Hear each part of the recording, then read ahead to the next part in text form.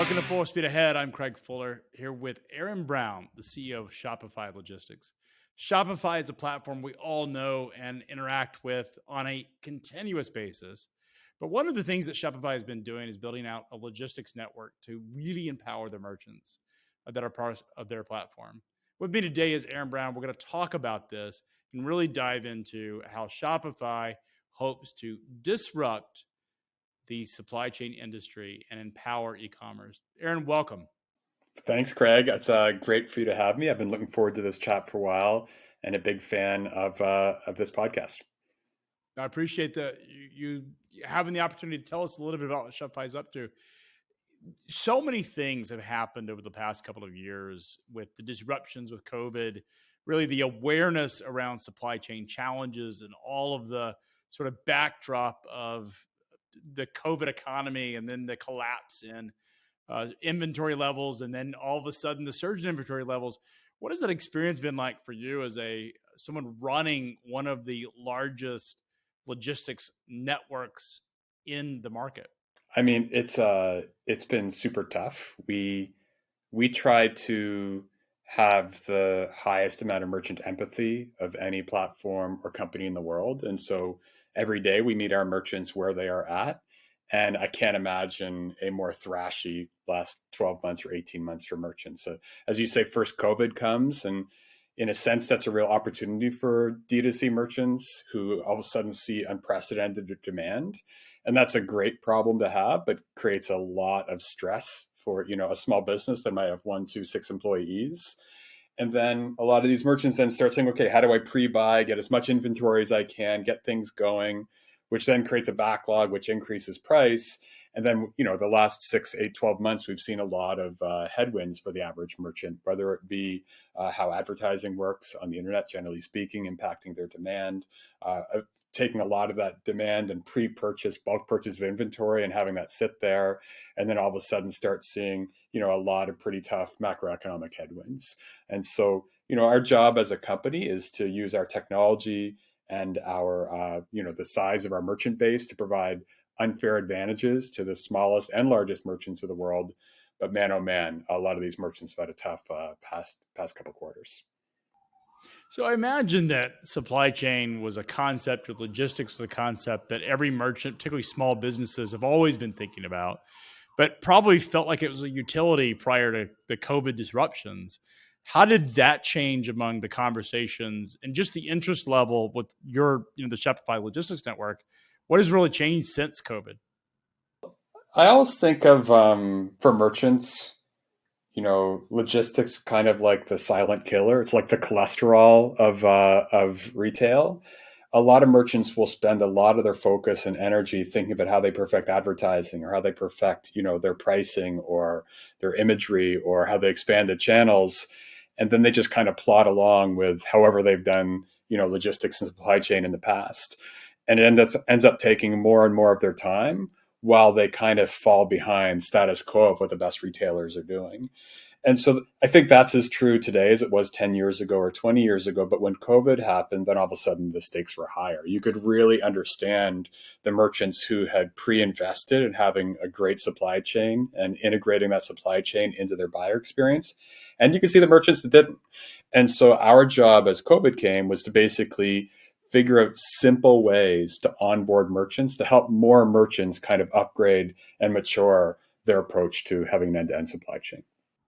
Yeah, I often say that logistics is like the utility company. Nobody thinks about it until the power's out or they're paying the bill. And that's sort of how logistics was thought of prior to COVID. Now, it's interesting how much elevation the concept of what a supply chain is, how it works.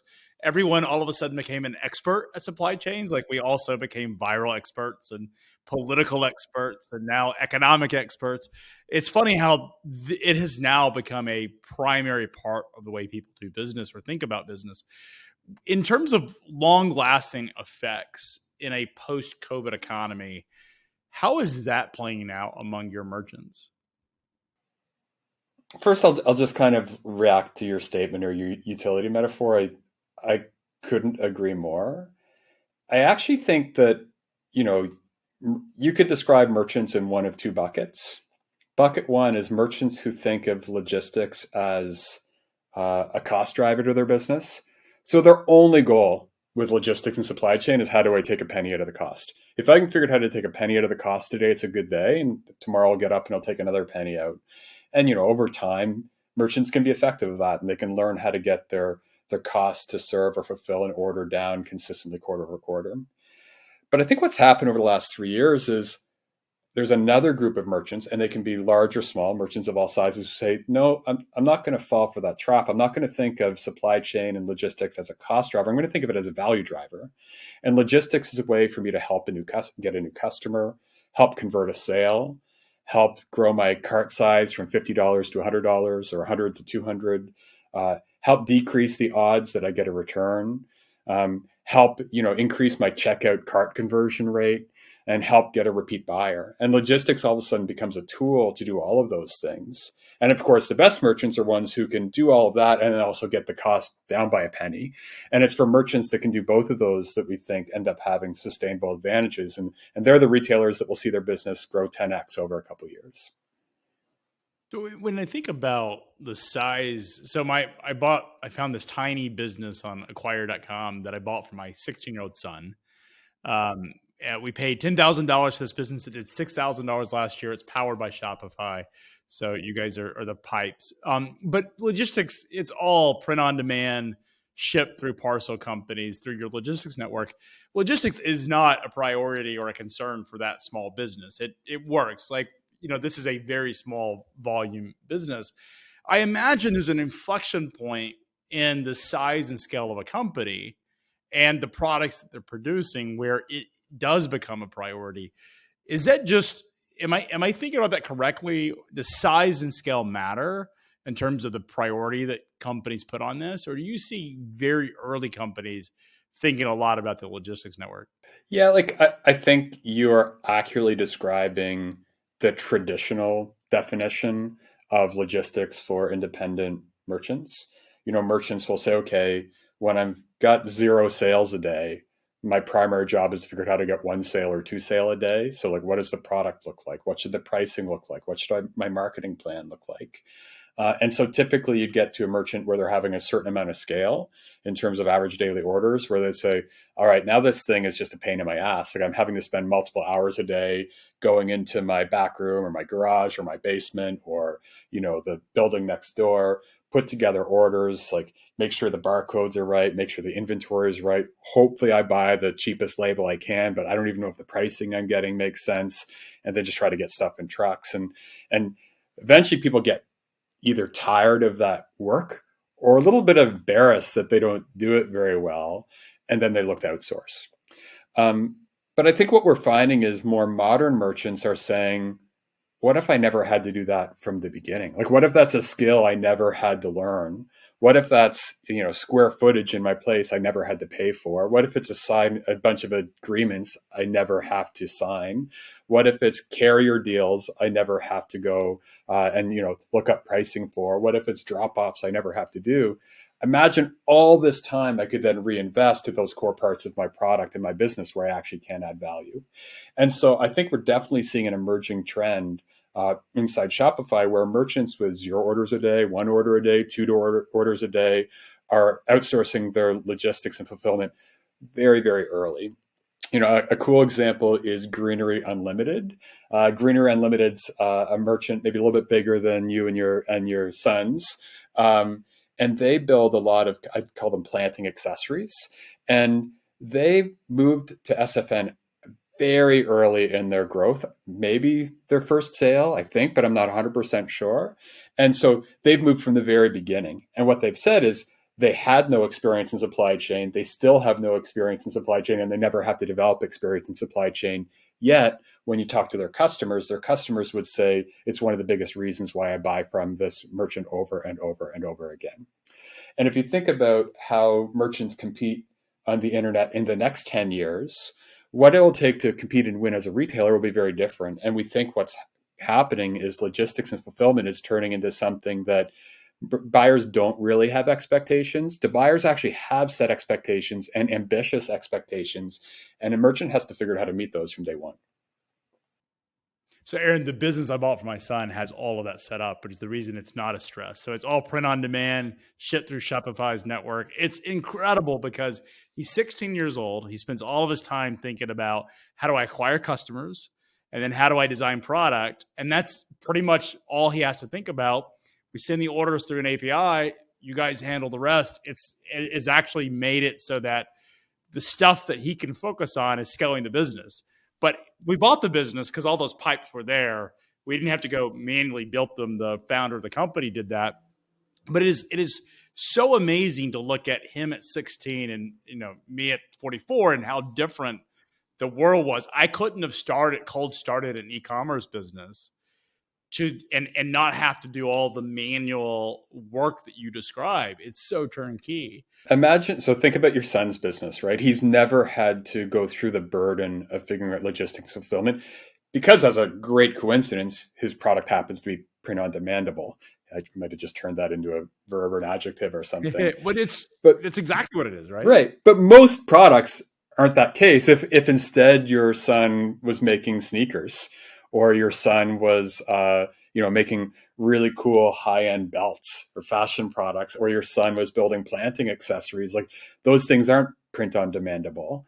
And so what our job is to give all those superpowers to any merchant, independent of what the product category happens to be.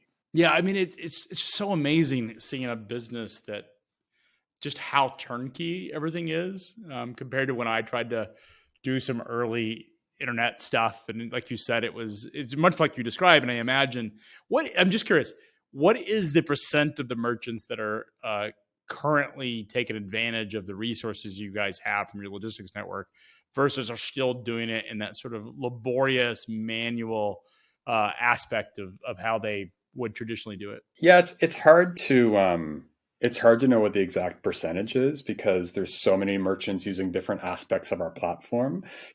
Some merchants use us for end to end. We call port to porch, whether it's like integrating their supply chain through Flexport and using our cross docking for distributing across all their channels, maybe doing long-term storage in some of our partner storage facilities, and then going into our Shop Promise direct to consumer network.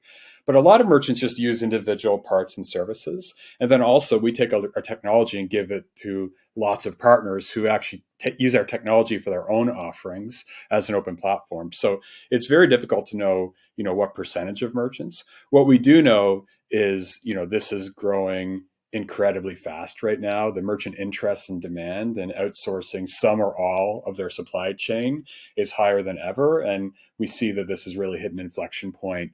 And we think that this transformation is well underway in the industry. Now, Shopify is known largely for really easy to set up DTC. My son's e-commerce business is a sort of typical case study for why Shopify really works. But you guys have really scaled into some of the larger high volume e-commerce companies, as well as traditional brick and mortar, and really empowering e-commerce solutions. What of your network today, what is your sort of breakdown between larger scale brick and mortar businesses where e-commerce is a function or a feature of their business, their multi-channel, versus sort of that traditional e-commerce business that sort of organically grew out of it? Well, there's two ways to look at this. You could think of it as two axes. The first is what percentage of Shopify's business is large merchants versus small merchants. And of course, small merchants represent the vast majority of our millions of merchants. And then if you look at the percentage of Shopify's GMV that comes from our plus merchant base, it goes up and up and up every quarter. I think what's interesting is if you get the benefit of participating in the Shopify economy for several years, you realize that a lot of those big merchants started as small merchants. So it's just a matter of time as they start growing. I think the other thing that we're noticing really specifically on the logistics side is merchants are going multi-channel way earlier in their journey than they ever had. It used to be that a merchant who started on Shopify might start with an online store. And then after a while, they might say, okay, how can I get better inventory turnover if I, sell through a couple of retailers? They might then say, do I want to start doing some wholesale, some B2B? They eventually might say, how can I get my product in big box retail? And typically, by the time a merchant would be doing many of those things, they'd be one of those large, iconic Shopify Plus merchants that we all know and love. But what we are seeing, especially not just COVID, but I'd say the last 12 months, last 8 months, is merchants very early in their journey are becoming multi-channel merchants. And so what happens from a logistics perspective, you and I were talking about that person kind of in their basement or garage having to, put labels on boxes. That's hard enough when you're fulfilling through one channel. But all of a sudden, when you're fulfilling through multiple channels, there might be different carrier requirements. There might be different labeling requirements, could be different pricing, could be different packaging. It effectively becomes impossible for a small merchant. And then a lot of merchants will then, historically, when they were selling through one channel, they'd say, well, who's the right 3PL for that one channel? Or if the majority of my sales are in a marketplace, Walmart or Amazon or whatever it happens to be, how can I put inventory in the right fulfillment channel for that marketplace? But then all of a sudden, when they're selling through direct to consumer, various marketplaces, a few different retailers and wholesale, it's impossible for them to pick one of those solutions or all of those solutions at scale. And so merchants now are knocking doors really, really at an alarmingly high rate saying, is there a single logistics platform that can work for all of my channels, even if I only have 1 or 5 or 10 sales a day? So, Aaron, when I think about the sort of core of what drove Shopify or has driven the logistics network, a lot of it is technology and APIs, integrated carriers.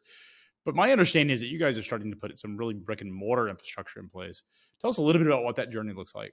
We manage an end-to-end network. And so with the Deliver acquisition, we bought Deliver for a bunch of great reasons, but one of them was Deliver had built a software platform that from a merchant perspective could connect their entire supply chain, but from an industry perspective could connect multiple participants within that open network. And so, our belief is that the internet has created a level playing field for, all kinds of aspects of retail, but has completely forgotten the supply chain, or maybe the supply chain has completely forgotten it. And so what we're trying to do is to upgrade supply chain and upgrade logistics to fit in an internet world. And that's why the Deliver acquisition has been so important for us. But with that, what it means is on one layer, we can manage an end-to-end network. And certainly we have some of our own buildings and we do, have some of our own trucks. But more than often than not, we actually invite industry leaders of whatever they happen to be doing at different stages of the supply chain and invite them to participate in this internet stack of logistics. And so that's transparent to a merchant. They might not realize that, if they have some inventory in St. Louis versus Atlanta versus LA, it could be sitting in a different 3PL because it's the Shopify fulfillment network. If they have inventory going last mile in New York versus Atlanta, it might be a different last mile carrier, but effectively we stitch all that together. Now, to your point, sometimes we do kind of, call our own number and we will go and have a building or a transportation lane. But we'll do that if we feel like from an R&D perspective, it helps us learn, helps us experiment, helps us try something out. Or if there comes a point where that just opens up a new scale unlock for our merchants, it's something we'll do. But I think if you assume 10 years out and you look at where we're at, our expectation is that the vast majority of all volume on our network will be supported by third parties. Now, Aaron, I would imagine the majority of your volume today is parcel versus you're not. How much freight are you moving that's not going through parcel or even LTL for that matter? How much truckload, how much container are you doing? We do plenty of FCL, but the fastest growing. This is really fascinating. The fastest growing part of our business is pallet level movement of small merchants.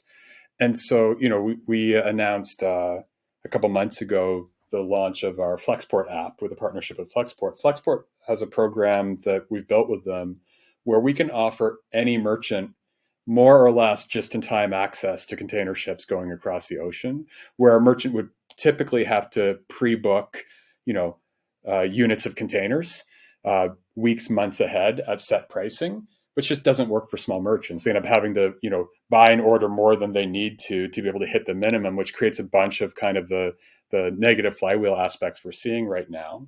And so what between Flexport and Shopify, what we do is we pre-book that space. And then we just say, hey, like every Wednesday, there's going to be a ship leaving from, Shenzhen to LA. And your order of unit is a pallet. So, as long as you show up with a pallet's worth of inventory, we'll give you a reasonable price and actually a much faster turnaround than you would. And then when that happens, it shows up and goes straight to our cross stock. And then we have data that says, here's how much inventory we expect to go to your B2B channel versus retail versus online store D2C network. We go and balance their inventory across the network for that. And then we turn on Shop Promise so that if a customer goes and clicks on, a product page in their online store, we say, hey, this person happens to be Atlanta, we can get it to you tomorrow. And that's put right up front, which will impact the likelihood that they actually buy, which increases the conversion rate. And so our goal is to decrease the amount of investment, both in terms of dollars and time, that a small merchant has to put in their supply chain while still creating that magical opportunity at the end. I mean, I imagine imported or inbound freight, particularly for raw materials or sourcing the materials that are then sold through the network, that works really well for the container market. When you think about truckload or starting to pull pallets for building full truckloads, that is a much more complicated and challenging, just the amount of volume that you would require on specific lanes. Are you doing any of that today? Yeah, we're doing a bunch of that. And so, one of the formulas that Shopify has been able to replicate across a whole bunch of different layers of commerce and retail is take the aggregate volume of what is now millions of merchants at scale, but it used to be thousands of merchants at scale. Use that aggregate volume to be able to kind of get front of the line of really good access, great capabilities. In the case of freight, lots of different lanes. And then once you have that, invite the smallest merchant to participate in the same way that the largest merchant would. And so Shopify Payments is a great digital metaphor for that, and Shopify Logistics is a physical metaphor. And so when merchants go and give us all of their inventory in one of our cross docks for all of their channels, we take all of that inventory and we'll balance it across the U.S. And sometimes it's big merchants who are giving us, dozens and hundreds of pallets, and sometimes a small merchant who's giving us one pallet. We'll break that down, use Shopify's data to really predict and decide where it should go across the US. And then we have trucks at bulk going, every minute. So when you think about what's next for Shopify's logistics network, where is this going? Well, as I said before, we think the world has changed. We think every merchant is going to sell through multiple channels much earlier in their cycle than they ever have. We think buyers are going to expect and demand delivery promises and branded delivery promises on every channel that they shop on.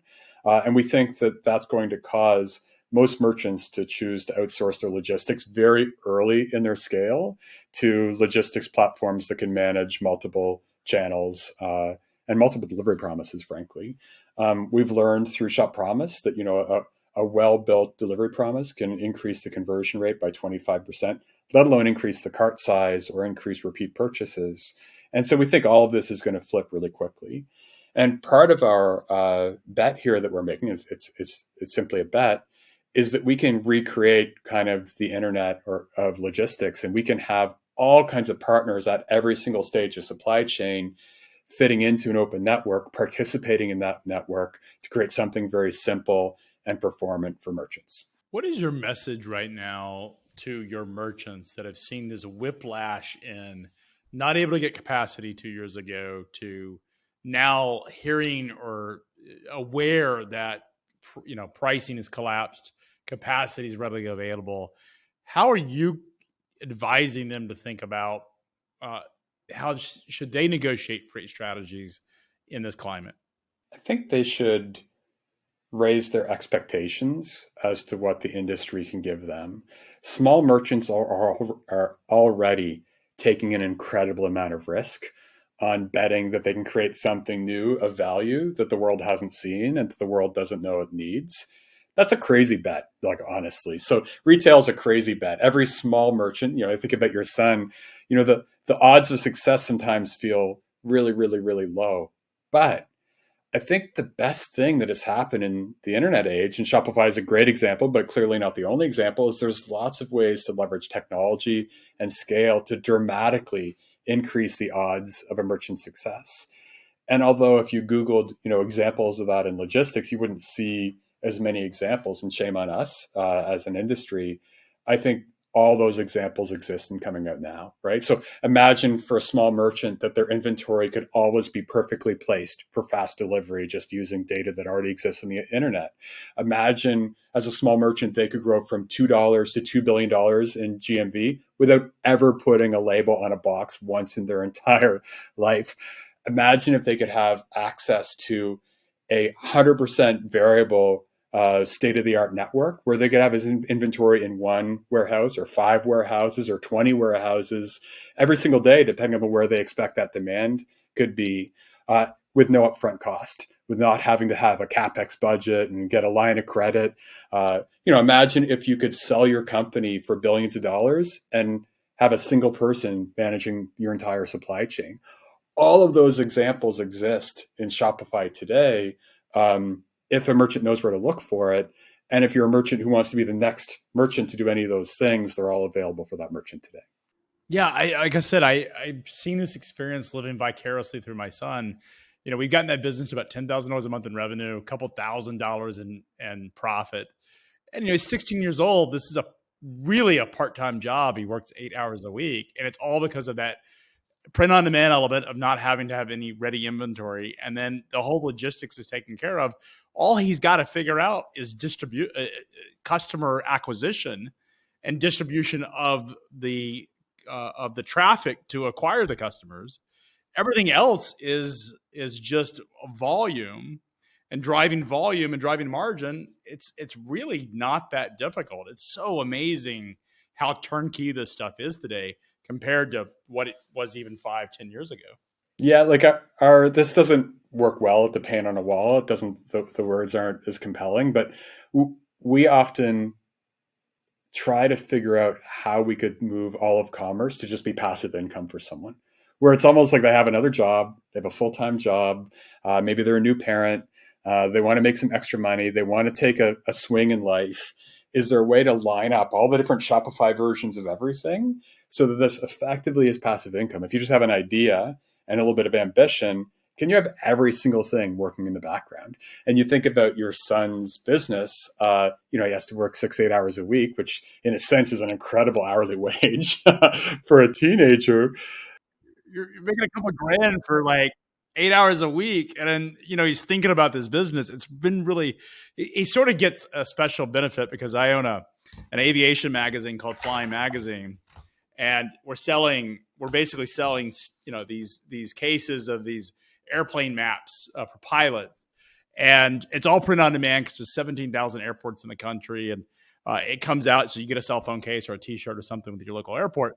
But it's been amazing because he's seeing the power of having a distribution channel, a media channel, which has a really connected, engaged audience, and the power of all the back-end infrastructure that exists that Shopify is a part of and helps, that drives. And so it's fascinating because the stuff he's thinking about feels like MBA level stuff that I was just learning a couple of years ago about what's my customer acquisition cost, what's my LTV, how do I acquire new customers, how do I think about pricing, the stuff that really matters. And that's what's really driving the business, all the back end stuff, which is a really important stuff that we all live in, in logistics, is stuff that is turnkey. He doesn't have to worry about it. Yet there's experts worrying about it every day on his behalf.